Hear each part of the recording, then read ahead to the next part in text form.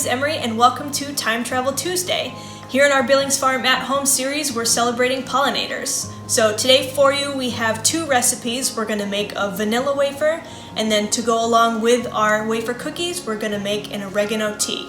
Great for the immune system and also has a lot of pollinators in it.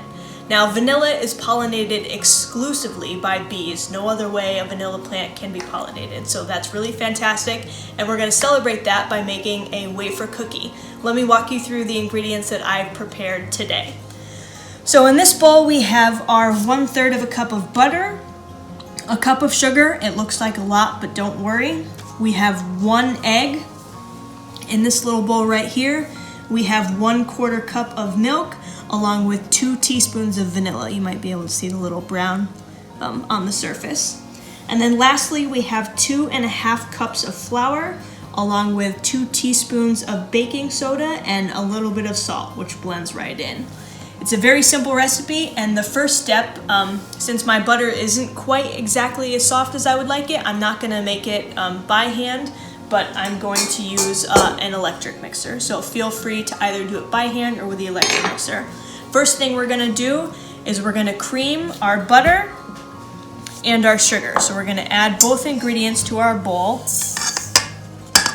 and then mix both of these around in our mixer until they get nice, light, and fluffy.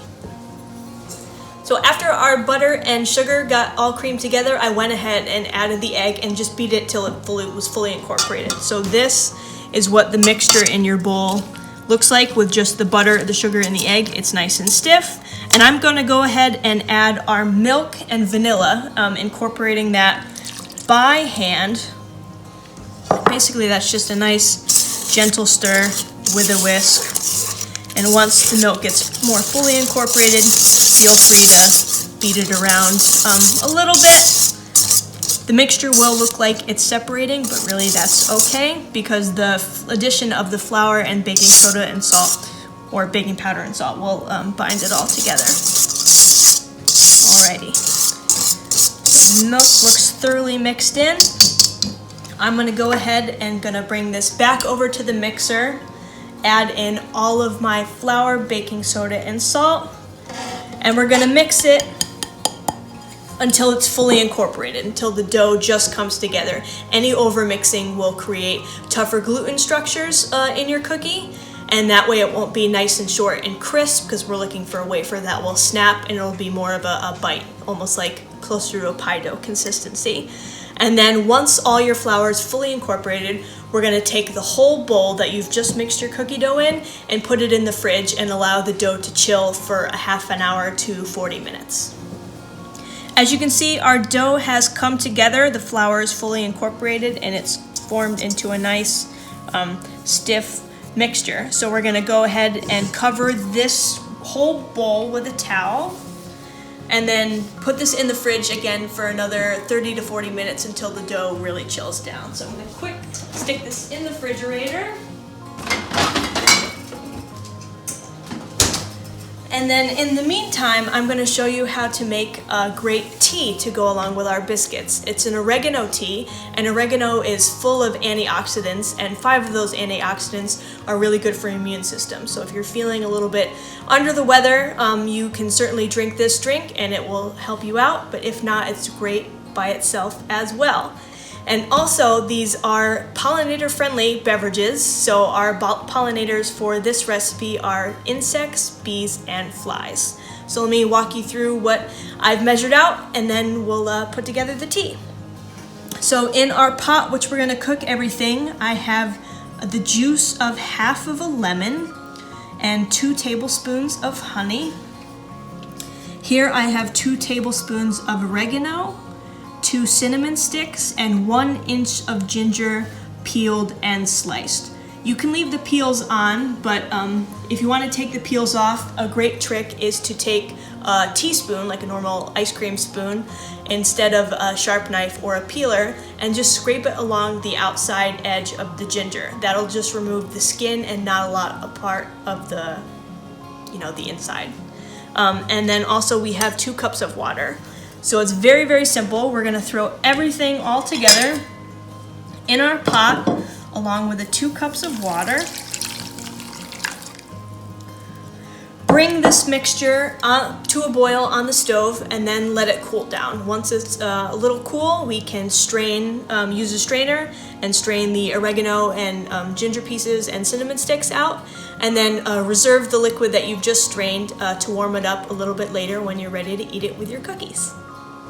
I've just pulled my cookie dough out of the fridge. It's been chilling for about 40 minutes, and I split the larger ball into quarters and put the rest of it back in the fridge. That way the majority of the dough stays cold as you work with a piece, because if not, the butter would warm up and then seep into the flour and it wouldn't create that crisp cookie we're looking for. So I've lightly floured my surface. My dough is nice and pliable. I'm gonna throw a little flour on the top, and then we're gonna roll this dough out as thin as possible.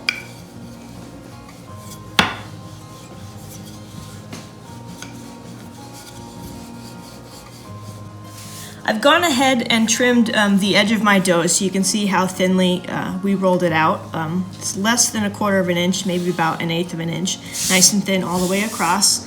Now, Fanny Farmer, in her recipe, she says use round cutters to cut with, but all my round cutters are at my job at work, so I'm going to cut my shortbread or my vanilla wafers here into squares using a knife. So it's just very lightly cutting into squares, and then I'll cut a few so that way when we put them on the sheet tray, you can see how close they go together, because they won't spread very much. So we can put them nice and close. And once you finish with this batch of dough, you can again repeat the process with the dough that's in the fridge, the dough that's chilling in there. Roll it out nice and thin until we fill the sheet tray, and we're gonna bake them in a 350-degree oven for about 8 to 10 minutes. Might need a little longer, but you're looking for a nice, evenly golden brown wafer cookie, and it'll have a good snap to it once it comes out of the oven. Our kitchen smells absolutely sweet and delicious because our cookies have come out of the oven, cooled slightly, and I've been able to pile them on a plate. They are lovely, even golden brown and nice and crispy. Nice little short break right there. So ready to have these with our warm cup of oregano tea. We hope you enjoyed Pollinator Week. Be sure to check back in next week for Time Travel Tuesday, and if you have any questions, please leave them in the comments below. Enjoy!